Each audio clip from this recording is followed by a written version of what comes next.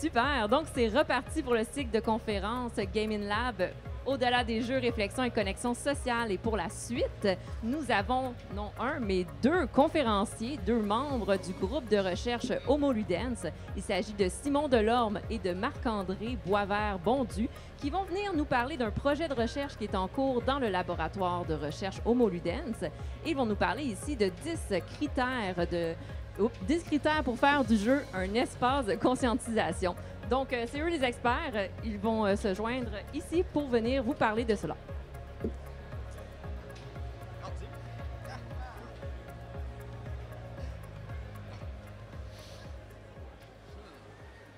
Bonjour. Bonjour.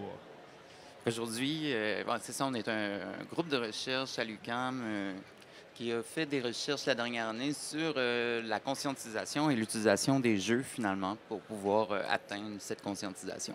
Puis on va vous montrer en ce moment où en ont été nos recherches, d'où on est parti, où est-ce qu'on est allé, puis probablement où est-ce qu'on va aller. Donc, pour commencer, déjà, le jeu, ça prend plein de formes et on y apprend des choses, inconsciemment, probablement, mais on y apprend plein de choses, c'est stimulant, plaisant, etc. Tout le monde comprend pourquoi qu'on utilise le jeu, ça l'aide à sociabiliser, l'agentivité, on apprend à se connaître à travers les rôles qu'on va incarner à travers un jeu. Donc, l'idée du projet, c'était d'explorer finalement les formes puis les conditions du processus qui amènent à la conscientisation par le jeu. Fait que c'est vraiment de vérifier comment un jeu, dans la construction de jeu, quel ludème, finalement, ludème un peu comme les phonèmes. Je ne sais pas si vous connaissez les phonèmes, mais mettons, pour construire un mot, on va utiliser différents...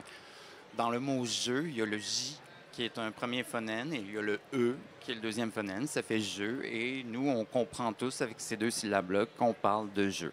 Mais c'est un peu le même phénomène que dans les jeux, avec les mécaniques de jeu, mais chaque mécanique de jeu va être construite avec différents paliers, qui sont des ludèmes, finalement. Donc, une représentation esthétique, une manière de pouvoir l'aborder, savoir est-ce que tu peux poser une action avec ça, etc., etc. Puis c'est à partir de ces ludèmes-là, nous, on s'interroge comment on peut utiliser ces ludèmes-là et essayer d'identifier quelle combinaison de ludèmes pourrait nous amener à conscientiser la pratique du jeu. Autrement dit, c'est de rechercher les effets sémiotiques de la conscientisation. Effet sémiotique, ça a l'air très gros, là, mais grosso modo, c'est l'étude des signes. Tout le monde, quand on voit une lumière rouge, on sait qu'il faut arrêter. Tout le monde, quand on voit une lumière verte, ça veut dire qu'il faut avancer. Ça, c'est de la sémiologie. C'est des signes qui sont tellement ancrés dans nous-mêmes que maintenant, on les voit comme étant normal et on arriverait devant un feu rouge puis il faudrait avancer, on ne comprendrait plus. Mais c'est ça l'étude des effets sémiotiques. La sémiologie, c'est ça. Donc, la visée du projet, c'était de mieux comprendre les conditions ainsi que les critères qui font des jeux un espace de conscientisation, comme je viens de le dire. Formaliser l'utilisation du jeu comme espace de conscientisation. Formaliser, c'est d'essayer de voir si on ne pourrait pas élaborer des modèles qui pourraient nous aider à nous amener à des combinaisons de ludèmes, des combinaisons de mécaniques pour arriver à nous amener à des jeux qui pourraient nous permettre de se conscientiser.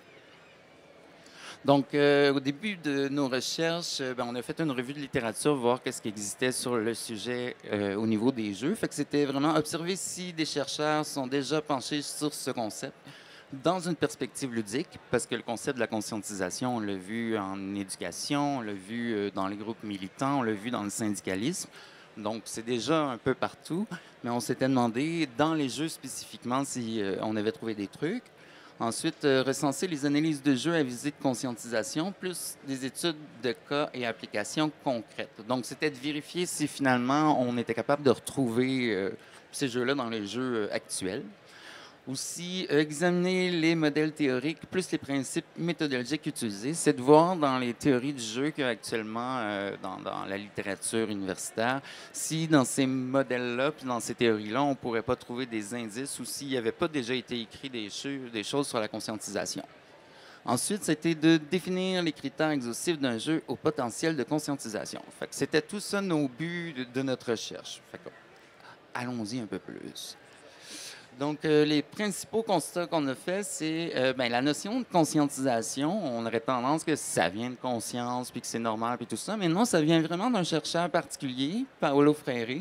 C'est dans un contexte très précis où est-ce que c'était dans les années 60 au Brésil, où est-ce que Paulo Freire a réalisé finalement qu'il y avait un gros problème démocratique là-bas parce que pour pouvoir voter, il fallait être capable de lire et écrire, il fallait être alphabète.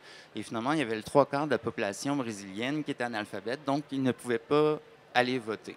Ce qui faisait que finalement, la bourgeoisie, la classe dominante, prenait toutes les décisions démocratiques pour le restant de la population. Fait que lui, il s'est dit, il faut absolument qu'on règle ce problème-là. Fait qu'il voulait, enseigner, ben oui, il faut faut les alphabétiser, mais outre ça, il faut aussi les conscientiser. Ça ne sert à rien d'alphabétiser quelqu'un qui va aller voter pour quelqu'un qui n'a aucune idée parce qu'il n'a pas été capable de décrypter le discours du politicien qui était derrière. Donc lui, vraiment, c'était de mettre en lumière le jeu pour qu'il puisse finalement générer ce sens critique-là. Donc, la plupart des textes répertoriés en études du jeu ont été publiés dans les 10 dernières années. Fait que ce qu'on s'est aperçu aussi, c'est que c'était pas nécessairement une question de conscientisation, mais on voit qu'il y avait beaucoup d'articles qui parlaient dans ce sens-là, mais plus dans la sensibilisation, c'était pas vraiment déterminé. Fait que c'est vraiment, on s'est aperçu qu'il n'y avait pas de distinction claire entre les notions sensibilisation, conscientisation, etc. Puis en anglais, surtout en anglais, on voyait to raise awareness. Donc, on se demandait dans quelle catégorie ça pouvait rentrer. Fait qu'on a, en réalité, on s'est aperçu qu'il y a peu de jeux qui semblent être des jeux de conscientisation. Jusqu'à présent, d'après ce qu'on a pu analyser, on n'en a pas vraiment trouvé. Ça se rapproche, mais il ne comblait pas tous les critères qu'on s'était donnés à la fin. Fait que on va vous présenter qu'est-ce que la conscientisation selon Freire, si on veut arriver quelque part. Donc, Freire, ben, c'est un sociologue brésilien du siècle dernier, très gentil. C'est un intellectuel engagé, fait qu'il était très sur le terrain, fait que pas toujours dans les livres non plus. Puis son but, c'était vraiment d'apprendre le sens critique par l'alphabétisation. Donc, sa pédagogie, ben déjà, c'est d'une forme horizontale. Donc, l'apprenant autant que l'enseignant sont au même niveau. L'idée, c'est de créer un dialogue. L'expert n'est pas là pour fournir toute l'information prémâchée puis te le donner. Il faut que tu sois toi-même générateur du savoir que tu es en train d'apprendre. Fait que la méthode axée critique pour la formation du jugement. Dialogue, voilà. C'est ça. Le but aussi, c'était de lier la matière au monde concret de l'apprenant de manière à ce qu'il s'implique. Donc, comme il allait se rendre dans des chantiers de construction, etc., lui, pour l'alphabétisation, il a fait un genre de Scrabble, si on veut. C'était vraiment sous forme de jeu, mettre des syllabes, puis avec les syllabes, ben, tu construisais des mots. Fait que pour arriver à ça, Freire, qu'est-ce qui est arrivé, qu'est-ce qu'il a fait? C'est lui et son équipe, ils sont descendus, ils ont été voir les gens sur le lieu de travail, voir les mots qu'ils utilisaient. C'était pas nécessaire que ce soit des mots correctement. Ça pouvait être des mots du langage populaire. L'idée, c'est juste que l'apprenant puisse associer les syllabes aux mots qu'il connaît déjà pour déjà s'approprier la lecture et l'écriture. Et avec ça, qu'est-ce qui s'arrangeait aussi, c'était d'utiliser des mots qui allaient pouvoir amener un questionnement sur la culture en tant que nature, la nature qui nous entoure, et la culture en tant qu'objet que l'être humain crée, pour que finalement ces apprenants-là arrivent à ressentir une sensation d'appartenance face à cette culture-là et qui comprennent qu'il y a un pouvoir transformationnel sur la culture. Donc, sa philosophie, on va passer très vite ici parce que là, on s'en vient dans du compliqué. On n'est pas à l'université, mais grosso modo, c'est basé beaucoup sur la dialectique hegelienne de l'oppresseur et de l'opprimé. Finalement, quand on est opprimé, on ne comprend pas, on vit notre position, mais lorsqu'on la comprend, c'est quand on arrive à identifier l'oppresseur, finalement, et on devient nous-mêmes oppresseurs en voulant dénoncer l'oppresseur. Fait qu'on devient l'oppresseur, et l'oppresseur devient opprimé en dénonçant finalement la personne qui nous crée une oppression. On renverse la situation, mais on ne change rien au système. Voilà. Voilà. Fait que c'est juste qu'on se retrouve à dire, ah, vous m'oppressez, vous m'oppressez, vous m'oppressez. Et là, on fait comme, ah non, on n'oppresse pas, on n'oppresse pas. Et là, on fait juste changer.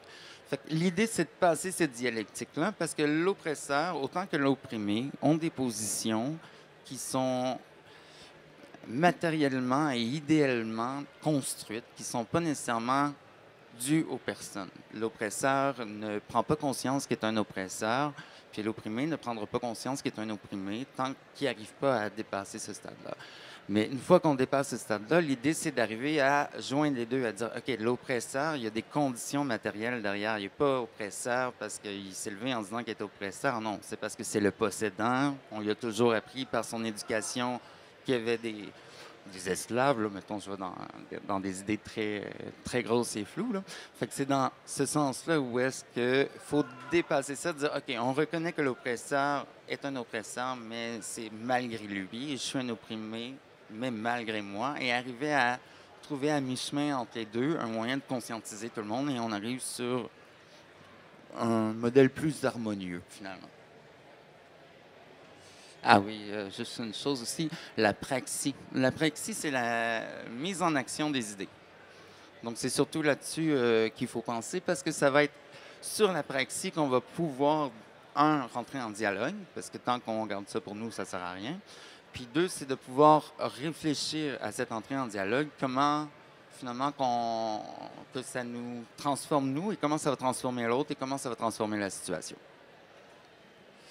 Donc, le cycle de conscientisation, pour vous expliquer un peu comment Frère le décrit, c'est que là, les flèches rouges, je vais vous expliquer un petit peu. Les flèches vertes, c'est le cycle de conscientisation. Et les flèches rouges, c'est où est-ce qu'on peut en sortir. Donc, le cycle de la conscientisation arrive avec un point où il y a toujours un point déclencheur. Fait qu'on va réaliser soudainement, ah mon Dieu, cette décision-là, en ce moment, je n'aime pas, je me sens pas bien avec et je ne comprends pas parce que le restant de la société ont l'air à l'accepter. Fait que habituellement, c'est qu'on commence toujours en étant assistentialiste. Fait qu'on est tous là, on fait tous notre 40 heures semaine, puis on pourrait dire que notre droit démocratique se résume souvent à une fois aux 4 ans aller voter pour qui va prendre nos décisions à notre place au niveau de la société. Fait que c'est là qu'on est assistentialiste. C'est qu'on délègue toutes nos décisions démocratiques à quelqu'un qui va le faire à notre place parce qu'on est trop occupé, parce qu'on n'a pas envie de s'en occuper. Mais là, tout d'un coup, il y a quelque chose qui a été fait, puis là, tu fais comme, attends, non, moi, je veux pas voter pour ça, mais... Et c'est là qu'on commence à se rebeller. Et quand on arrive à ce point déclencheur-là, c'est là qu'on tombe dans une phase de conscience post-primaire. Fait qu'on comprend qu'il y a quelque chose qui nous dérange, mais on n'a pas encore observé, on n'a pas encore compris nécessairement tout ce qui nous dérange. Et là, on commence à chercher des réponses. Fait qu'à tout moment, on peut trouver que ça va être vraiment trop compliqué, puis on va dire, oh mon Dieu, mais là, c'est l'État, c'est le monde, c'est machin, c'est machin. Fait que tu dis, OK, non, moi, je recule, puis je reviens dans ma posture assistentialiste. Fait qu'il y a toujours un danger de sortir de là. Frère, il dit qu'au moment qu'on arrive dans cette conscience post-primaire, c'est très important qu'on mette en place une équation pour une éducation créative et libératrice. Parce que si on ne le prend pas en charge, la personne peut le prendre en charge lui-même, mais il ne sera pas nécessairement mis en dialogue. Puis, un des exemples, ça pourrait être peut-être, sans vouloir faire des gros analogies, des remous, mais mettons, le convoi de la liberté était un bel exemple de ça. Les gens n'étaient pas d'accord avec ce qui s'est passé. Chacun a été informé sur Internet. Chacun a fait leur propre déduction sans nécessairement rentrer en dialogue. Puis, ils se retrouvent tous dans une idée où est-ce qu'on va identifier l'oppresseur sans nécessairement rentrer en dialogue pour pouvoir le dépasser. Fait que si on arrive avec une éducation qui va être créative et libératrice, bien là, on tombe dans une conscience pré-critique parce que c'est là qu'on rentre en dialogue, qu'on dit, OK, bien, pourquoi ça est arrivé? Pourquoi on devrait s'en aller là-dedans?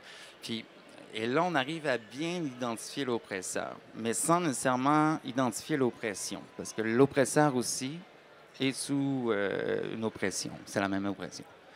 Et c'est là, ça peut être dangereux aussi qu'on tombe dans le fanatisme. Parce qu'une fois qu'on a identifié l'oppresseur, c'est là qu'on veut juste s'attaquer à l'oppresseur, mais on ne s'attaque pas à l'oppression. On fait juste s'attaquer à la personne qui est aussi sous le cycle de l'oppression. Fait qu'on tombe dans le fanatisme. Mais si on continue, et c'est là qu'on tombe dans une conscientisation et praxis. Fait que là, on commence à dialoguer finalement avec les oppresseurs, et les oppresseurs n'ont pas le choix de rentrer en dialogue. Mais il faut penser que c'est pas rentrer en dialogue sous une forme d'attaque, mais vraiment un dialogue sous une genre, regarde ma position, regarde la tienne. Tu comprends que ce que tu fais pour ma position, c'est pas bien, mais je comprends que si je vais ailleurs, ce sera pas bien pour la tienne non plus. Est-ce qu'on peut rentrer en dialogue? C'est important qu'on soit à cette que la praxis soit axée là-dessus. Parce que si on ne rentre pas là-dessus, c'est qu'on va tomber dans une forme de sectarisme. C'est qu'on va avoir trouvé la solution. On va dire, OK, la solution, c'est ça, puis on ne va pas en démordre. Alors que, comme tu as posé action sur ton monde, parce que tu as transformé la situation en discutant, l'erreur, c'est de penser que ce que tu dis est la vérité pure, alors que la situation sur ton monde a changé puisque tu as parlé. Juste le fait que tu as porté action, ça change le monde dans lequel tu es. Fait qu'il faut recommencer le processus de conscientisation pour dire est-ce que ce que j'ai ajouté a vraiment apporté un impact à la situation actuelle? Et rendu là, c'est de se dire est-ce que ça a réactualisé d'autres choses? Puis ne pas tomber dans cette vérité immuable, parce que la vérité n'est plus immuable, parce qu'on vient de la transformer. Donc, c'est l'idée de ne pas tomber dans le sectarisme avec une idée préconçue qui ne bougerait jamais. Parce que les choses bougent tout le temps. Peut-être que l'oppresseur va dire « Ah, mon Dieu, c'est vrai, je te fais subir ça. Mon Dieu, on va essayer de régler le problème autrement. » Mais l'autre, si tu restes comme « Non, non, mais tu es encore mon oppresseur. » Ben, on fait juste continuer de tomber, quoi. Et finalement, ça donne une conscience critique, un bon sens critique de toujours réfléchir comme ça en boucle. Donc, je vous encourage à le faire.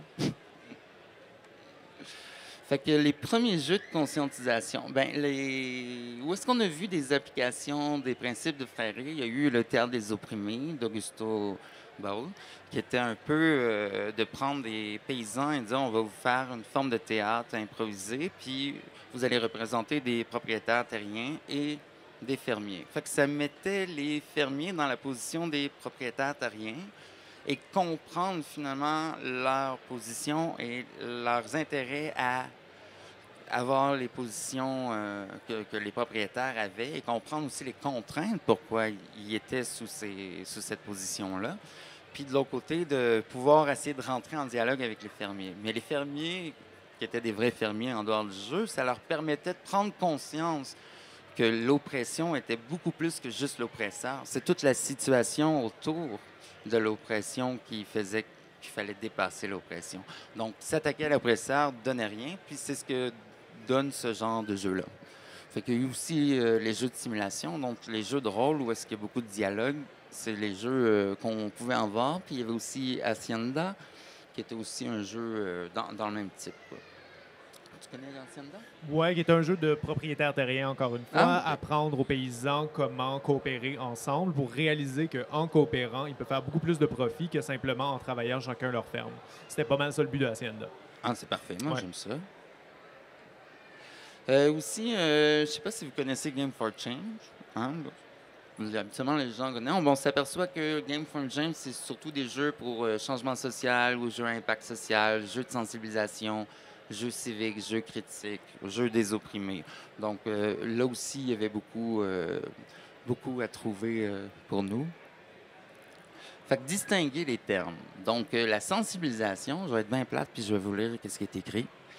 Donc, sensibilisation, c'est rendre une personne perceptive à une cause, une problématique, une réalité pour laquelle elle ne manifestait pas d'intérêt auparavant. Une façon de rendre sensible qui peut éventuellement susciter une prise de conscience par rapport à une réalité particulière. Donc, la sensibilisation peut être un premier pas vers la conscientisation. Ensuite, la deuxième forme qu'on a pu identifier, c'est l'encapacitation. Donc, c'est un processus par lequel une personne, une collectivité se libère d'un état de sujétion, acquiert la capacité d'user de la plénitude de ses droits, s'affranchit d'une dépendance d'ordre social, moral ou intellectuel. Fait que l'encapacitation est un des effets potentiels de la conscientisation. Et finalement, la conscientisation, il s'agit du développement critique de cette prise de conscience. Fait qu'elle entraîne parallèlement deux phénomènes, une action-réflexion.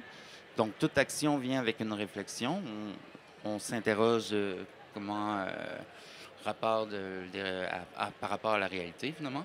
Et un faire agir, finalement. C'est que toute cette réflexion va t'apporter aussi à dire, OK, j'ai pas le choix d'agir maintenant que je sais tout ça.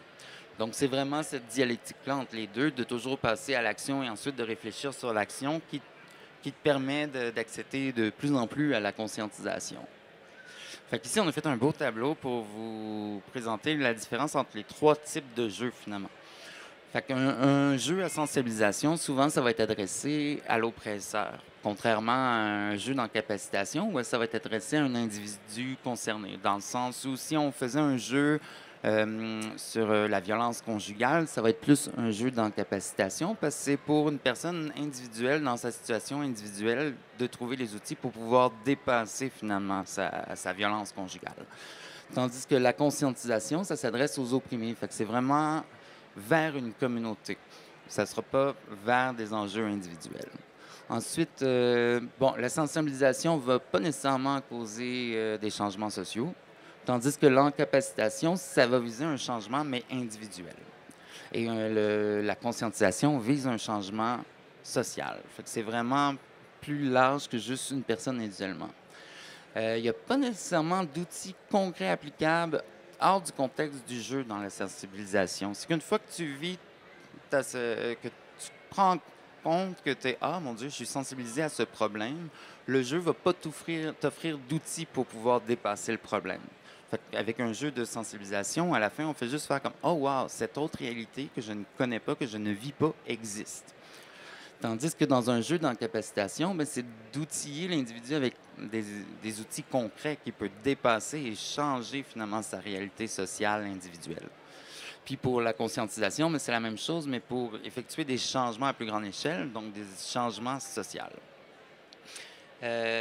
Pour la sensibilisation, l'intention et le message sont clairs. Quand la personne joue, c'est un jeu quand même très fermé, très dirigé, où est-ce qu'on arrive à comprendre où est-ce qu'on va arriver à la fin, parce que l'idée, c'est de sensibiliser sur un sujet. Fait que si c'est pour sensibiliser sur le sexisme, tout va être axé pour qu'à la fin, les joueurs fassent comme « Ah, OK, j'avais pas vu ça ».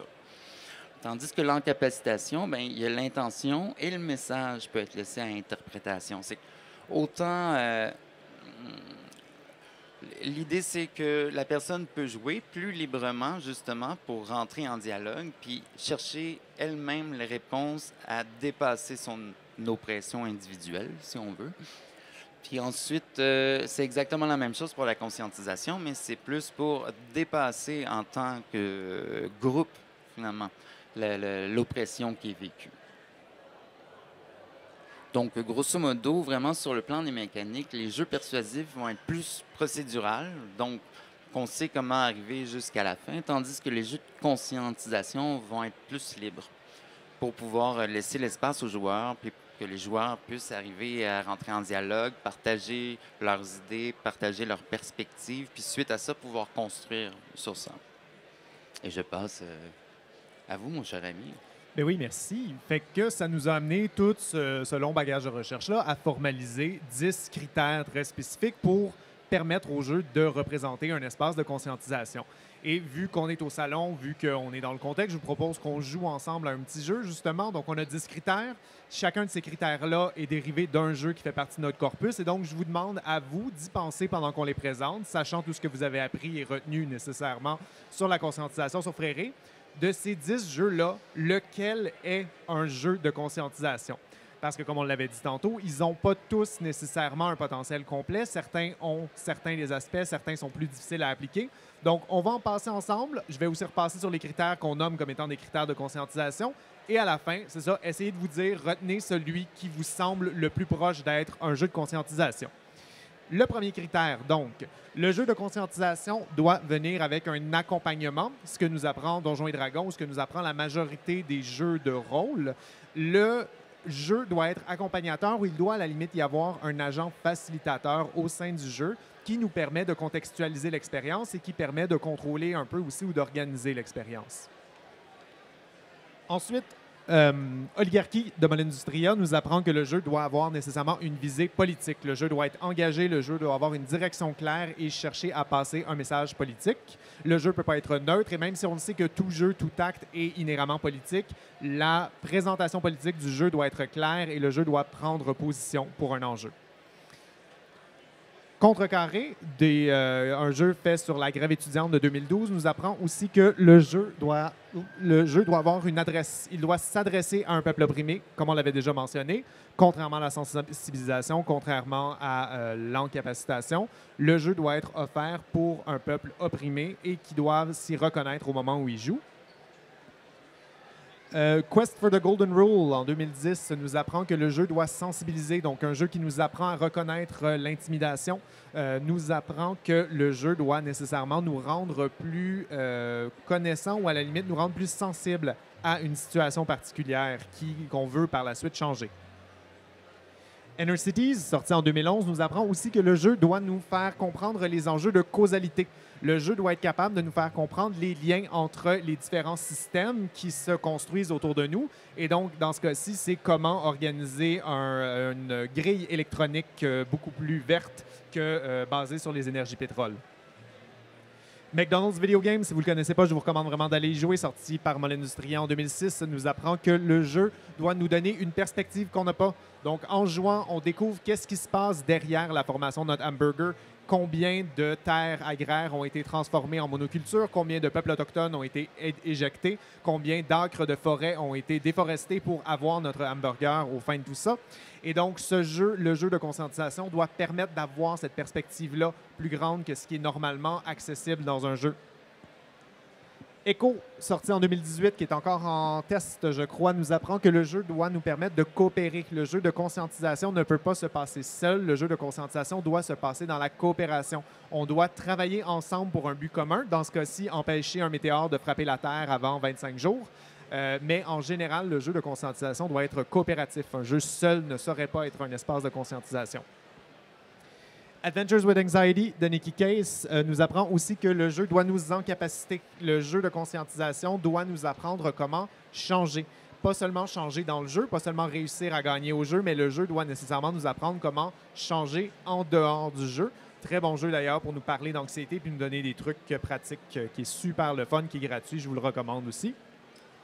Et finalement, Never Alone, un jeu sur les peuples autochtones et sur, je crois, le langage autochtone en plus aussi. C'est ça qui est aussi un jeu de conservation du langage, il me semble. La culture aussi. Voilà, c'est ça. Nous apprend que le jeu, justement, doit s'intégrer au sein d'une communauté. Donc, on ne peut pas faire ça pour soi-même et en soi-même. Le jeu doit nous ramener à notre communauté et ça doit être une communauté proximale qui partage nos intérêts, qui partage notre culture, qui partage notre langue. Fait que c'est ça. C'est nos disques. Non, c'est pas vrai pour être le deuxième critère. Ben oui, excusez-moi. Donc, A Force More Powerful, effectivement, le dernier jeu qu'on a, nous propose aussi l'outillage. Donc, nous apprend qu'un jeu de conscientisation, nécessairement, doit nous outiller et donc doit donner des ressources et des plans et des façons à la communauté de changer sa situation, de développer une plus grande justice ou développer comment je pourrais dire, une façon de contrer l'oppresseur. Et dans Force More Powerful, justement, c'est ça, c'est un jeu de résistance non violente où on apprend des méthodes et des techniques et des façons de faire de la révolution dans la rue quand le gouvernement décide d'être dictatorial. Voilà. Donc, c'est nos critères qui nous permettent après ça de formaliser qu'est-ce qu'un jeu au potentiel de conscientisation. Donc, un jeu au potentiel de conscientisation, comme on dit justement, c'est un jeu qui doit avoir un sens pratique, qui n'est pas prédéterminé, dans le sens où on n'est pas en train de dire aux joueurs qu'est-ce qu'ils doivent faire. On est en train de leur donner un espace où eux-mêmes peuvent formaliser, peuvent développer ça dans un aspect communautaire. Fait que pour faire ça, on a étudié plein de jeux. Et là, je vous renvoie au jeu que je vous avais demandé à vous de jouer. Je vous en ai présenté 10 en rafale avec 10 critères. Et donc, d'après vous, lequel d'entre eux est un jeu de conscientisation? Ben, fun fact, c'est aucun d'entre eux et c'est ça qu'on est capable de le voir. Et justement, quand on fait le tour de nos critères, quand on fait le tour du processus de conscientisation et quand on passe à travers tous les jeux, c'est pas tous les jeux de notre corpus, mais c'est ceux qu'on a relevés, c'est très intéressant de constater qu'aucun d'entre eux ne répond aux critères. Le théâtre de l'opprimé d'Augusto Boal nous donne quand même un espace de conscientisation et un jeu dont on ne parlera pas aujourd'hui, To Be, est intéressant parce qu'il peut être un peu remodifié pour un espace, mais globalement, c'est toujours ça qu'on voyait, c'est qu'on n'a pas encore fondamentalement de jeu de conscientisation. On a des jeux qui peuvent donner un potentiel de conscientisation, mais donc la prochaine étape à ce moment-là, c'est de nous amener vers la réintroduction de la conscientisation au sein de jeux qui n'en auraient pas nécessairement. Donc, on va aller hacker des jeux existants qui ont plusieurs critères, mais pas tous. Et le but du projet d'aujourd'hui, entre autres, c'est de se servir des choix de Raphaël pour faire ça. Les choix de Raphaël, si vous ne le connaissez pas, c'est un excellent jeu sorti en 2021 par le studio Locomuse qui a été fait en partenariat avec une communauté autochtone et aussi avec une maison d'entraide pour femmes victimes de violences conjugales qui permet en fait de jouer Raphaël. Ici, Raphaël, dans sa vie de tous les jours, qui se promène de sa maison à l'école, de l'école au dépanneur ou au parc ou à la maison abandonnée ou un hang-out avec ses amis et de retour à la maison de jour en jour. Et de jour en jour, elle va tirer des cartes parce qu'il va se passer des choses. Elle va croiser des amis, ils vont vivre des expériences ensemble et elle va devoir faire des choix. Et nous tous ensemble, les 5 personnes que nous sommes, sur 4 à 5 joueurs, on se positionne, on fait des choix, on vote et les choix après ça nécessairement informent le caractère de Raphaël. Donc on coopère tous ensemble, on est tous là-dedans et après ce qu'on remarque aussi, c'est les conséquences de nos choix sur les cartes. Donc si on se positionne par rapport à un choix, on reçoit après ça les résultantes et ça fait bouger nos statistiques. Ce qui est intéressant dans le jeu, d'ailleurs, c'est que le jeu est pas directif dans les choix qu'on doit faire. Il n'y a pas un bon et un mauvais choix. Je sais que c'est rouge et vert, puis qu'on parlait tantôt d'affordance, de reconnaissance. Là, c'est pas rouge et vert parce que gentil-méchant. C'est juste 2 choix différents. Ça fait bouger nos statistiques. Et le principe, c'est qu'il ne faut jamais laisser une statistique monter trop haut. Donc, l'affirmation de soi, c'est bon, mais trop affirmé, on ne va pas laisser de place aux autres. Pas assez affirmé, on ne va jamais avoir notre opinion. Fait qu'il faut toujours faire preuve d'affirmation de soi, mais jamais trop. Donc, le jeu n'est pas directif. Le jeu nous force à comprendre qu'il faut répondre différemment à différentes situations. Plein de belles présentations de cartes. Les cartes ont plein d'options. On reçoit aussi des cartes Saviez-vous que qui nous informent aussi sur les enjeux spécifiques vécus par les jeunes enfants dans les situations autochtones. Le jeu a une version 10 à 12 ans où c'est une jeune d'âge primaire et une version, je pense, 15-16 ans où c'est une jeune d'âge secondaire. Donc, le jeu se modifie selon les groupes auxquels on va faire jouer. Donc, si on revient sur les critères, un peu comme on voit les choix de Raphaël, on a des petits morceaux qui manquent. C'est pas un jeu qui est très politique. C'est pas un jeu qui nous montre beaucoup de causalité, malheureusement. C'est pas non plus un jeu qui nous encapacite parce qu'on voit la résultante de nos choix, mais on n'a pas appris à faire des meilleurs choix. On n'a pas nécessairement appris à comprendre les enjeux systémiques qui dictent nos choix. Et donc, l'idée à ce moment-là, par exemple, c'est de prendre ce jeu-là et de l'amener au sein d'une communauté et de permettre à cette communauté-là de développer leur propre carte. On va y arriver tantôt. Je pense que j'ai un autre... Oui, c'est ça. J'ai d'autres exemples avant à présenter, mais on va y arriver tantôt. L'idée, après ça, ce serait de modifier les jeux. De la même façon, 2 autres jeux que je vous présente rapidement parce que je sais que le temps avance. Les 1000 pas et Moi, c'est Madame. Les 1000 pas, qui est une adaptation du jeu classique Les 1000 bornes, où on joue des femmes qui essayent de persévérer dans le monde du travail, ce qui est souvent un problème juste en soi. Et donc, le but, c'est de faire des pas le plus rapidement possible. La première femme à se rendre à 1000 pas gagne. Et on a les éponymes feu vert, feu rouge du 1000 pas classique, sauf qu'au lieu d'être simplement une crevaison ou quoi que ce soit, c'est des problèmes à la job, c'est des enjeux de garde parentale ou quoi que ce soit. Et le but, collectivement, c'est de se jouer ensemble des feux verts qui sont des actes pro-féministes et de l'adaptation du milieu de travail pour les femmes pour permettre aux personnes qui jouent de continuer à progresser. Ce qui est intéressant dans ce jeu-là, puis où est-ce qu'on s'en va avec ça, c'est que c'est un jeu qui a été créé par des témoignages de femmes. Donc, c'est les créatrices qui ont recueilli énormément de témoignages de femmes dans les milieux du travail et toutes les cartes feu rouge, feu vert, toutes les expériences ont été traduites après ça en jeu. Fait plein de petites cartes comme ça. Et de la même façon, Moi, c'est Madame a exactement ce concept-là aussi, où c'est un jeu d'attaque et de défense féministe où on doit se faire servir des attaques machistes et répondre avec des cartes féministes. Ça a un petit côté Cards Against Humanity, le style du jeu, où on tire une carte rouge qui est une attaque et on a une main de carte bleue. J'ai inversé couleur, la carte bleue est une attaque. On a des cartes rouges en main qui sont des défenses. Donc, on se fait envoyer une attaque cinglante du genre une femme trop sexy, ça déconcentre mes employés. Et là, tous collectivement, on doit choisir une réponse à rendre à ce patriarcat-là pour lui fermer sa trappe.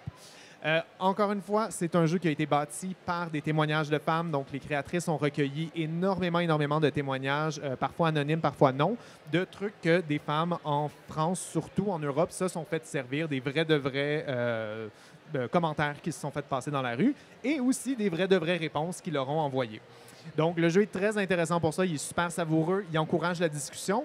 Et le jeu permet aussi même, c'est ça, donc nous donne des cartes de réponse et nous donne aussi des jetons parce que si on a envie d'improviser, si les cartes dans notre main ne nous conviennent pas ou si on a vraiment une bonne chose à répondre à ce mec-là, on peut juste dépenser un jeton et on peut se garrocher des insultes. C'est vraiment plaisant comme jeu. Je vous le recommande.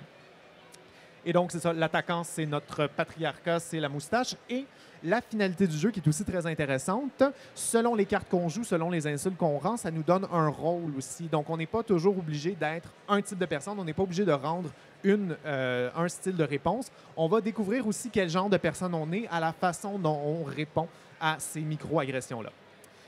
Donc, moi, c'est Madame et les 1000 pas. C'est deux jeux qui ne sont pas non plus des jeux de conscientisation, malheureusement, mais qui peuvent définitivement être hackés ou qui peuvent être modifiés ou qui peuvent être apportés au sein d'une communauté. Déjà, leur contexte de création est très intéressant et en fait, c'est vers là qu'on s'en va quand on parle de jeux comme espace de conscientisation, le game jam et la création de jeux. La création de jeux en soi, si on peut vous laisser là-dessus, si c'est un peu un conseil qu'on peut envoyer, c'est que la création de jeu peut en soi représenter un espace de conscientisation. On n'est pas obligé d'arriver avec une boîte fixe finie, une boîte noire qui est une boîte de conscientisation qui va changer le monde. On peut au contraire dire aux gens, on va s'asseoir, on va créer, et le processus de création, tel qu'il a été pour les 1000 pas, tel qu'il a été pour Moi c'est Madame, tel qu'il a été pour les choix de Raphaël, va nous permettre d'effectuer après ça des changements. Et comme le disait Marc-André, c'est une spirale qui continue. Fait que ça veut dire qu'une fois qu'on a le jeu, une fois que ce jeu-là est fait, quand on l'apporte dans une communauté, quand on l'installe au sein d'un nouveau groupe, il faut le changer, il faut le modifier, il faut penser à l'adapter aux personnes chez qui on l'apporte. De la même façon qu'on design nos jeux en réfléchissant à tous les facteurs, je vous encourage justement, designer que vous êtes, si vous écoutez ça, à réfléchir à tous les 10 facteurs qu'on vous a donnés au sein de la conception. Ça va nous permettre nécessairement d'avoir des jeux qui sont plus efficaces dans le but qu'ils recherchent, c'est-à-dire nécessairement d'améliorer la vie des personnes qui y jouent. Super, donc c'était très intéressant. On voit que c'est fait par en collaboration avec le groupe de recherche au Moludens. Donc vous êtes sur ce projet-là depuis combien de temps? Septembre de l'année passée, fait que ça fait 1 an complet de recherche justement. Puis donc là, on entre dans la phase expérimentale. Les choix de Raphaël qu'on a vus, on va aller le tester sur un groupe de scientifiques, groupe montréalais de jeunes filles en situation de pauvreté, ou en tout cas en situation précaire, c'est ça. Et donc, on va leur faire jouer au choix de Raphaël. Et après ça, on va leur permettre de forger leurs propres cartes pour qu'elles puissent raconter leur histoire à travers ces cartes-là et les faire rejouer après. Et tout ce temps-là, on va ramasser des informations sur comment est-ce qu'elles se sentent, comment est-ce qu'elles vivent le processus, puis tout. OK, j'en comprends. Avec les choix de Raphaël, vous allez le développer pour l'amener dans un jeu de conscientisation. Oui, c'est ça. Okay. L'idée en ce moment, c'est qu'on peut prendre ce jeu-là et on peut le formaliser comme un espace de conscientisation si on fait les petites modifications qu'on a observées selon la présentation. OK, très intéressant. Et là, j'en comprends que l'élément de base, c'est que vous avez observé qu'il n'y avait pas de jeu de conscientisation, ce qui vous a amené à vouloir en créer des espaces puis créer ce format-là de jeu. C'est ça. On cherche à le faire. On veut faire des jeux persuasifs. Tout le monde veut faire des jeux persuasifs. Tout le monde veut faire des jeux qui changent. Et donc là, on est capable de voir que le changement nécessite quand même des facteurs assez précis et quand même assez aussi spécifiques. OK. Et quelque chose de mon côté, en étant assez active dans les groupes de créateurs de jeux, plus au niveau des jeux de société, j'observe que c'est souvent une crainte pour certains créateurs de jeux que le jeu soit trop perçu comme, là je vais utiliser des termes, mais trop comme voulant sensibiliser ou trop justement à portée sociale. Est-ce que, selon vous et selon ce que vous avez observé, les jeux de conscientisation sont-ils juste pour le domaine scientifique universitaire ou ça peut quand même être mis en place et être utilisé pour un peu tout le monde au niveau de la création de jeux? Ben, dans un certain sens, je dirais les jeux de sensibilisation, peut-être c'est plus problématique, mais si on arrive à faire des jeux de conscientisation, ça veut dire que les joueurs qui vont y jouer vont se reconnaître aussi dedans. Donc, je pense qu'ils vont s'embarquer dans le jeu. Contrairement à la sensibilisation, où est-ce que ça va être de reconnaître une position qu'on ne connaît pas. Tu sais, je veux dire, je suis un homme, etc., etc. Je joue à un jeu sur le féminisme et les problèmes que les femmes rencontrent dans les trucs du travail. Je vais peut-être juste voir la sensibilisation, puis je verrai peut-être pas l'aspect jeu. Mais si c'est quelque chose que je suis capable de m'associer à travers le jeu, je pense que ça va être déjà beaucoup plus facile dans la conception d'arriver à faire des jeux qui vont être des jeux avant d'être de la conscientisation. Puis la conscientisation va apparaître automatiquement au sein des jeux. Mais il faut y jouer. Oui, OK, très intéressant l'aspect justement coopératif, mais aussi l'aspect d'investissement dans le jeu, là. OK, OK. Et j'ai bien aimé la fin de votre présentation. Vous avez présenté un peu le parcours possible pour en arriver dans la création du jeu à créer un espace de jeu de conscientisation. Est-ce que c'est accessible, justement, ce modèle-là, ou est-ce qu'il y a des formations, ou vous êtes en train de mettre ça en place? C'est ça, on est en train de le développer nécessairement un peu en live. Là, on se voit au milieu du parcours, mais je pense que c'est très accessible dans la mesure où c'est un processus créatif.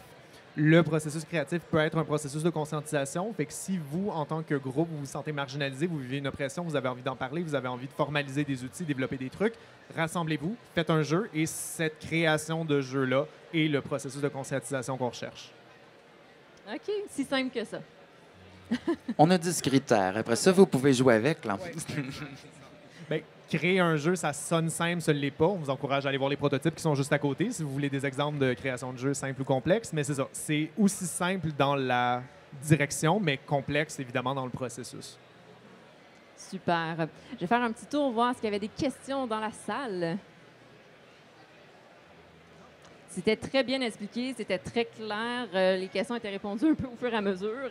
Et là, c'est ça, si je comprends bien, la suite des choses, c'est l'aspect expérientiel.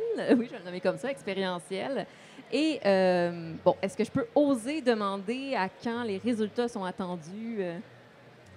En ce moment, c'est le terrain est en janvier, fait qu'on descend chez les scientifiques cet hiver et donc la collecte des résultats se fait en février-mars, l'analyse se fait en avril, fait que cet été, on devrait avoir nos premiers résultats, mais après ça, évidemment, rédaction, correction, l'article, tout ça. Donc, 2023, probablement qu'on va savoir un peu tout le processus, mais évidemment, la présentation là est déjà accessible sur Enjeu, donc sur le site d'Enjeu, on a une présentation là-dessus. Il y a des articles qui sont sortis aussi. Donc, la première partie est déjà en ligne, déjà accessible à travers Homo Ludens aussi. Allez les voir, Homo Ludens, le site du laboratoire. Mais sinon, c'est ça. Sur le terrain lui-même, 2023, on va avoir des résultats plus précis. Génial. Donc, on met ça à notre agenda, 2023, pour suivre la suite de votre projet. Et si, entre-temps, il y a des personnes qui nous écoutent, ont des questions pour vous, je suis sûre que ça va générer des questions. Comment est-ce qu'on vous rejoint? Directement sur le site web d'Homo Ludens, je pense que... Oui, exactement. Vous venez nous voir à l'UQAM, rentrez dans le laboratoire, cognez à la porte, on est souvent là, on joue à des jeux. Donc, vous êtes en train d'inviter les gens à venir jouer avec vous.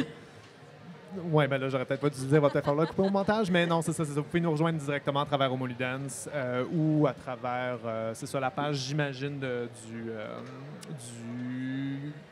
la oui, conférence. Nos oui. informations sont là aussi, je pense. Effectivement. Ça, ouais. Donc, si vous écoutez en rediffusion, vous allez voir les coordonnées, les manières de rejoindre vont être affichées. OK, super. Donc, on peut vous rejoindre avec le groupe, le site Internet et le groupe de recherche Homo Ludens. Donc, soit discuter directement avec vous ou les autres membres aussi de votre équipe qui sont affichés à l'écran. Génial. Bien, merci beaucoup. C'était super intéressant. Merci à toi.